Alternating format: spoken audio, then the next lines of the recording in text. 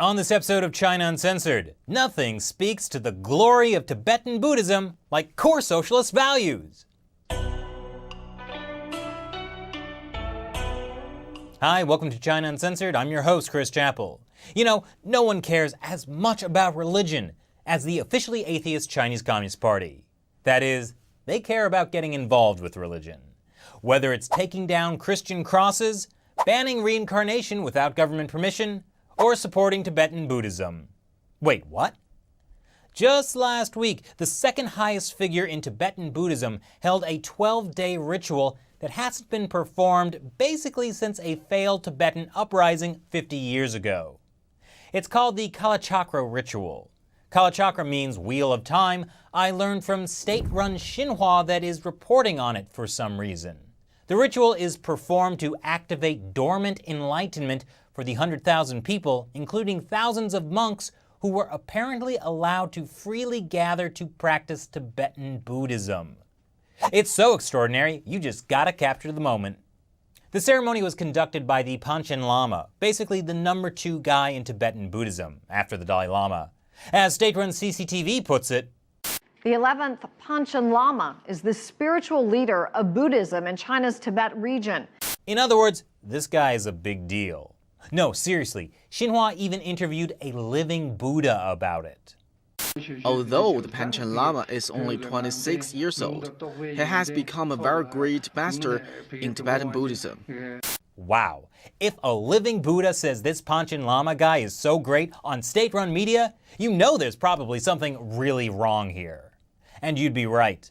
This guy is not the real Panchen Lama. That is, if you go by the traditions of Buddhism instead of communism. The way it works in Tibetan Buddhism is the Panchen Lama helps find the reincarnation of the Dalai Lama and vice versa.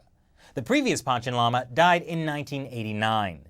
6 years later, the Dalai Lama named this boy as the next one. But the Chinese regime said, nah, this is the guy, and the Dalai Lama's chosen one conveniently disappeared along with his family and haven't been seen since. Don't worry, Chinese officials say they're fine.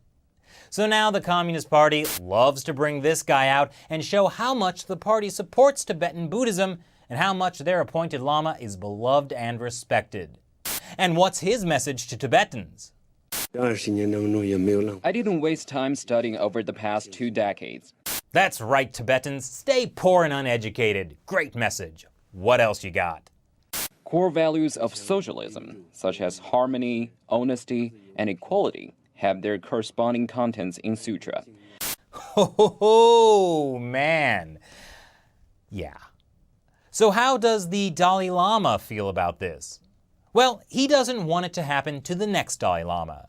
That is, he doesn't want the Communist Party to pick his successor. That may be why he said the lineage of the Dalai Lama should end with him.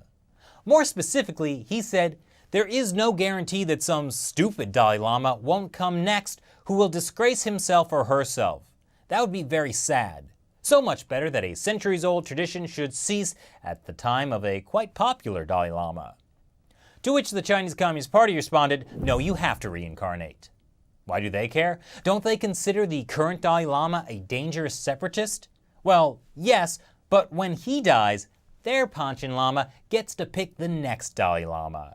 And don't be surprised if that one also makes comparisons between core socialist values and Tibetan scripture. So what do you think about Beijing's Panchen Lama and the state-sponsored Kalachakra ceremony? Leave your comments below, and please share this video with anyone who may still think the Chinese regime has eased up on religion.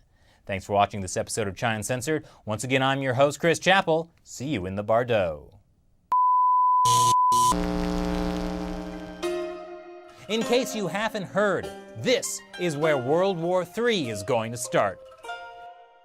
It's the saddest polar bear in all of China. He lives in a shopping mall.